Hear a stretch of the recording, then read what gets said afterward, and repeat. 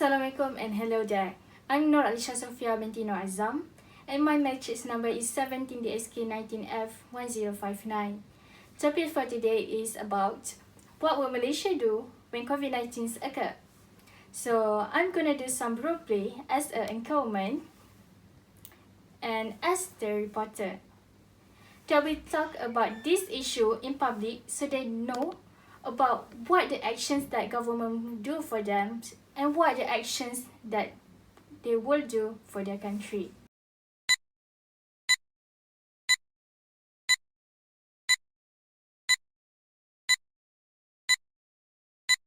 It's midnight and you are watching Nightlines. I'm Nur Alisha Sofia.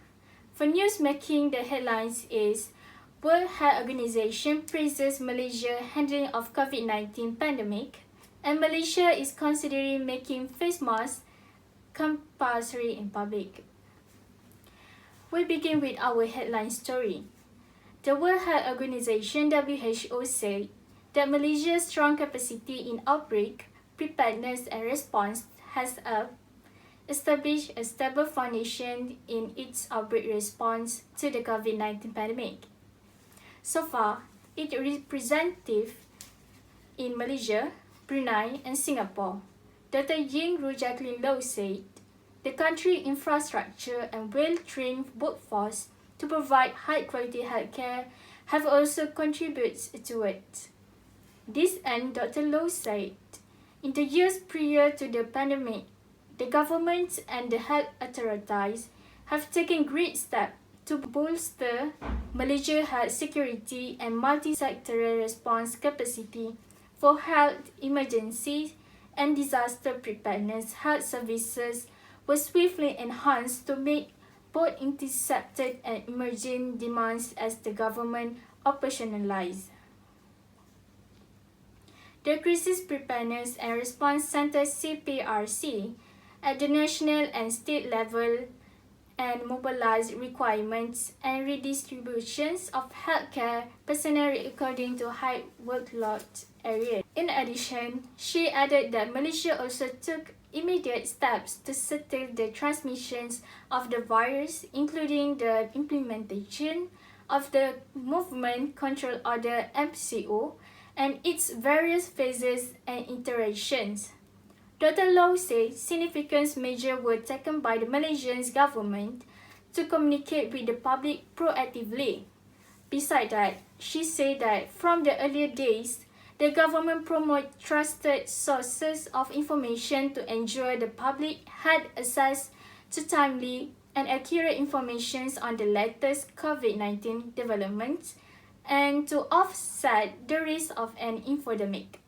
The way forward, she said, national efforts should continue to encourage people to maintain their recommended precautionary practices as ongoing vigilance and preventions are the only way to stop virus transmission until a safe and effective vaccine is available. Dr. Law said Malaysia needed to build its success to date by adopting a long-term approach. This includes being prepared to respond to any news cluster with target localized measures.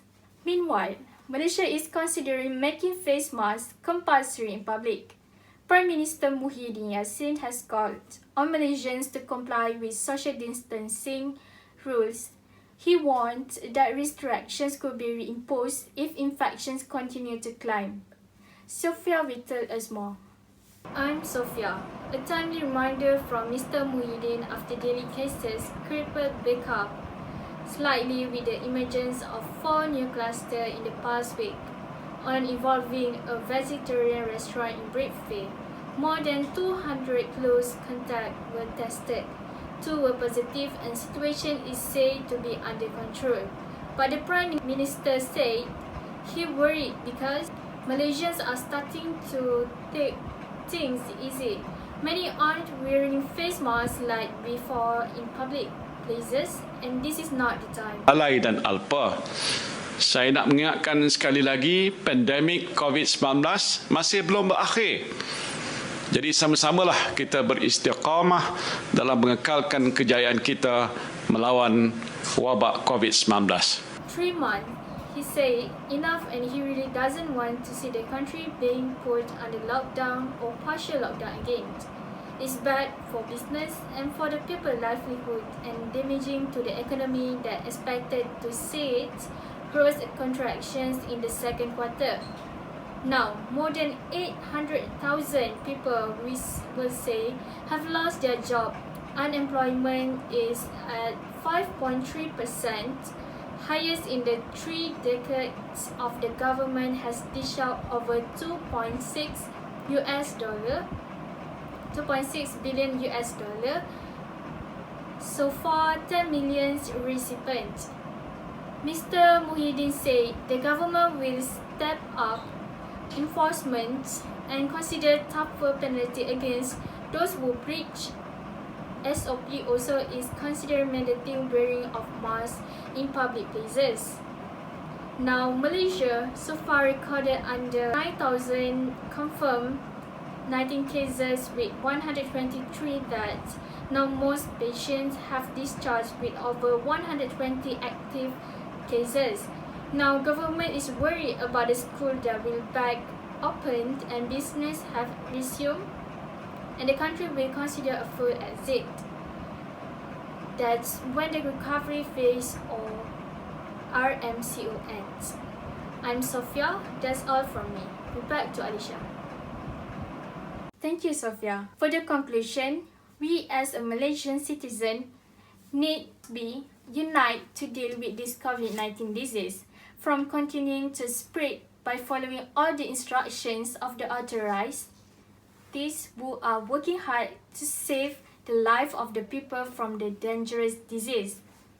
Furthermore, we also need to show the attitude of each other's responsibility by maintaining personal hygiene as well as maintaining social distance so that the disease does not spread widely. Moreover, with this attitude, we can also set a good example in foreign countries that are also affected by COVID-19 disease.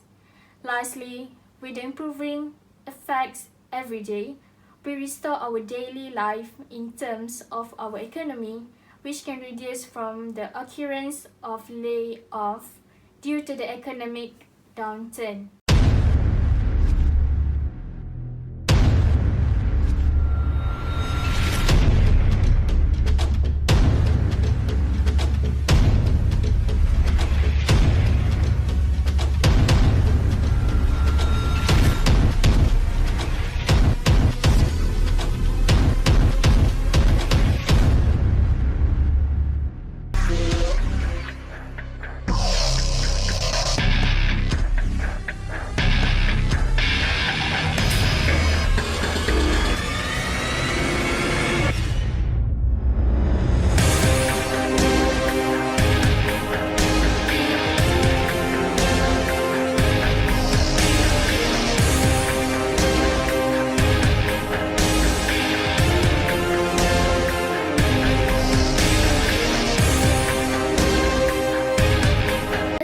For me, hope you guys satisfied with my role play. Thank you and Assalamualaikum.